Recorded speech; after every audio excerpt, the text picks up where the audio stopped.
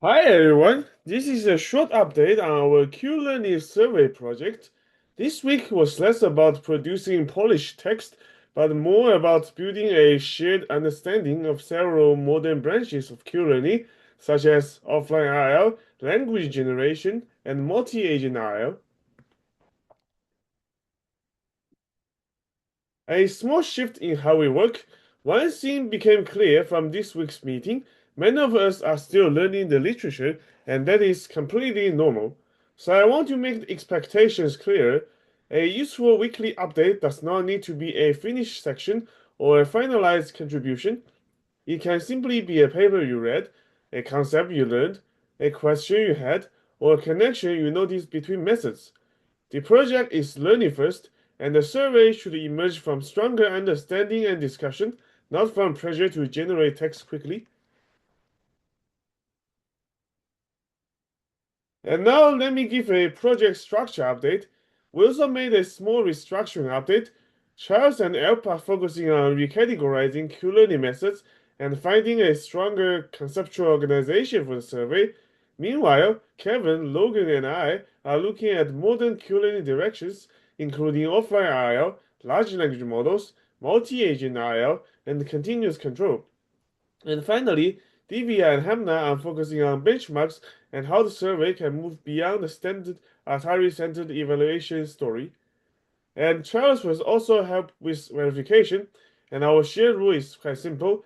AI can help us organize and brainstorm, but factual claims in the manuscript must be traceable to actual papers that someone has read. Now let's talk about briefly offline Q-learning. For offline IL, the central question was how do we improve a policy when we only have a fixed dataset and cannot explore? BCQ, Bear, and TD3 plus BC primarily constrain actions or policies so that they stay close to the dataset. CQL instead pushes the high Q values for unsupported actions. IQL avoids explicit action maximization by learning an upper expectile value function. The common tension is between optimism and conservatism. Too much optimism can make the policy exploit out of distribution actions, while too much conservatism can prevent meaningful improvement over the behavior policy. And finally, Q-learning beyond Atari. We have also explored two directions where Q-learning looks very different from standard Atari DQN. For example, language generation, a prefix can be treated as a state and the next token as action, and the paper with schemes range from early DQN-based sequence-to-sequence systems to transformer soft Q-learning, ILQL, and Q-SFT.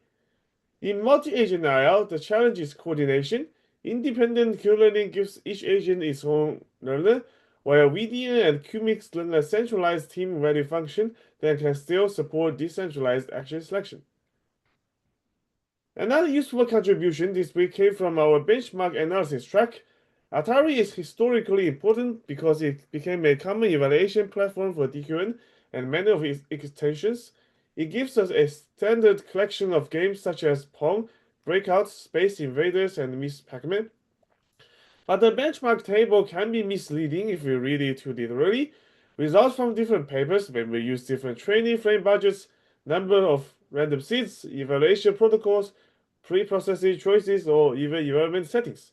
So two numbers beside each other are not automatically a fair head-to-head comparison.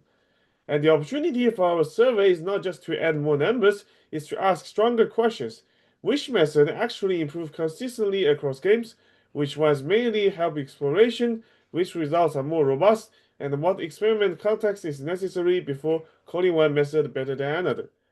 And this is also why the benchmark story should extend beyond Atari towards settings such as Mujoko, Procgen, IL Bench, and Isaac Jim, where the evaluation question changes substantially.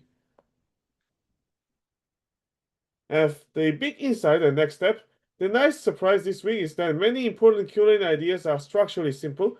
For example, BCQ simply restricts action candidates, CQL just penalizes unsupported values, IQL avoids the max, VDN sums utility values, and QMIX replaces the sum with constrained neural mixer, and ILQL treats tokens as actions. And the hard part is not always inventing a complicated architecture, it is deciding what should be constrained, what should be trusted, and what trade-off the method introduces. And next, we will turn the reading into synthesis using a common template, weakness, mechanism, trade-off, and open question.